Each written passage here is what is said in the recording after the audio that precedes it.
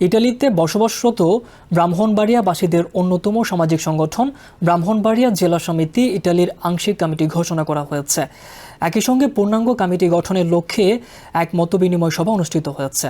রোমের মার্কোনি এলাকায় অবস্থিত মেজবান রেস্টুরেন্টে অনুষ্ঠিত সভায় সভাপতিত্ব করেন সমিতির আহ্বায়ক নজরুল ইসলাম বাবু এবং সঞ্চালনা করেন যুগ্ম আহ্বায়ক মিজানুর রহমান তানিম। মতবিনিময় সভায় সর্বসম্মতিক্রমে ৯১ সদস্য বিশিষ্ট কার্যকরী পরিষদ এবং ১১ সদস্য বিশিষ্ট উপদেষ্টা পরিষদ গঠনের সিদ্ধান্ত নেওয়া হয়। আগামী ৭ দিনের মধ্যে পূর্ণাঙ্গ কমিটি ঘোষণা করা হবে বলেও জানানো হয়। সভায় সগির আহমদ হুমায়ুনকে প্রধান উপদেষ্টা করে আংশিক কমিটি ঘোষণা করা হয়। ঘোষিত কমিটিতে নজরুল ইসলাম বাবুকে সভাপতি, মুখলেস ভূঁইয়াকে সিনিয়র সহসভাপতি এবং পুনরায় ২ বারের মতো শেখ মামুনকে সাধারণ সম্পাদক নির্বাচিত করা হয়।